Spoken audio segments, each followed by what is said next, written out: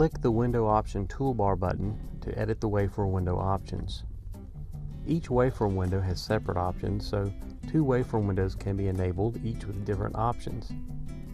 The window options are fully documented in the online manual, and most of the options are self-evident, so this video will only discuss the 5 options which are more subtle.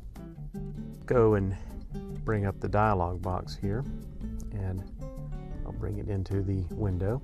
One of the most difficult issues I have to deal with GoLogicXL is large amounts of memory, and the first option is the Disable Maximum Zoom Limits option in the upper left-hand corner.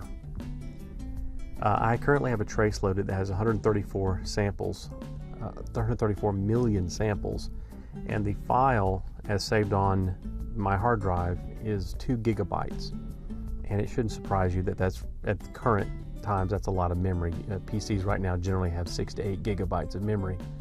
And to actually go through all those samples and draw them on screen with a single processor would make your computer look like it's locked up. So the default is to have a warning message, and let's cancel this.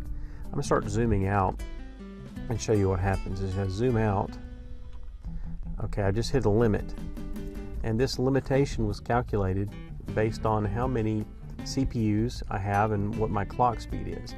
This is it's 4 years old. It's a Core i7. It's a quad core, and it can hyperthread, so it has 8 virtual CPUs. It's a pretty respectably fast computer. I think it's running about 2.5 to 2.6 gigahertz. But this is as far out as I can zoom based on my calculations in the waveform window to avoid the software looking like it's frozen while it tries to paint the screen. If I were to zoom all the way out on 134 million samples or 1 billion samples, it might take a minute or two just to paint one screen of waveforms, and it would be extremely inconvenient. So this message pops up to let you know that the maximum zoom limit has been reached, and you can disable it. But at this level, I can zoom out to this point, and I still have smooth scrolling. This is 5 milliseconds per division, so it's 50 milliseconds of time on the screen.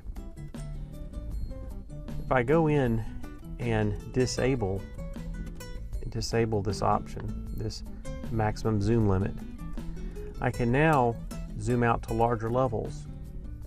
And this trace data and the number of channels I'm showing, it's not that bad.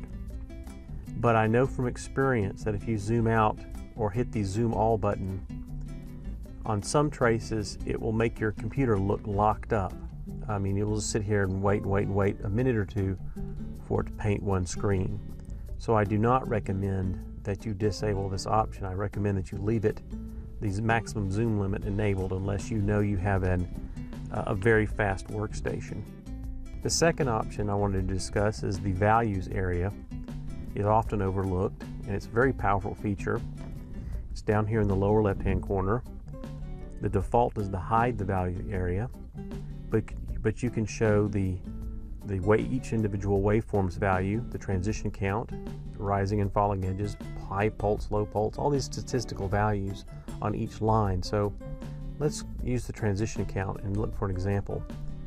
Zoom in on the data here. Now I can click the markers, and on this line, the first line, I have 10 transitions. 1, 2, 3, 4, 5, 6, 7, 8, 9, 10, 5, 2, 1, so forth.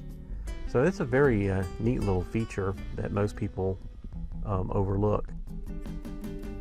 The third option I wanted to show you or discuss is the mouse wheel behavior.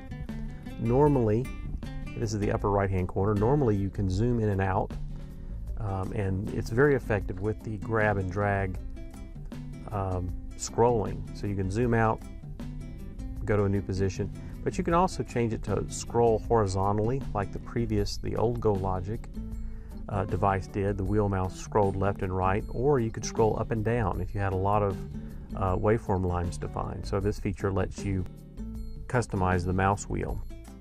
The marker snap behavior is right below it, and normally you snap the mouse to the nearest edge underneath the mouse. So it's actually looking at, let's zoom in a little bit, it's actually looking both at which edge I'm closest to, and it's looking at what line I'm on. So it's snapping left or right here.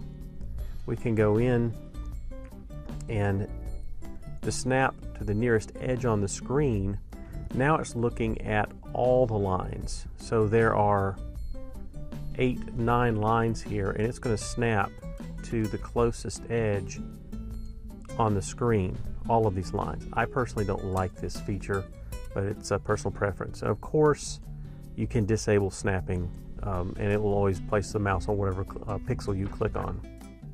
And finally, the drag scroll feature can be customized so that you can have different inertia friction levels. This can be, basically this option lets you customize the drag scroll, the scrolling feature, to how powerful your computer is. If you have a very slow computer, you might want light friction, or you can even disable the inertia or disable the friction, so have no friction.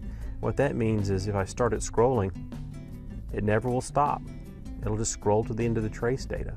I can click on it and stop it, and I can change the friction to light. So I'll barely touch this and it'll scroll a long way and then slowly slow down, and then I can go in heavy friction, stops almost instantly. It's like molasses. And basically a faster computer generally prefers a little heavier friction, and a slower computer likes generally likes a little less friction. But that's entirely your personal preference. The next video covers dual waveform windows.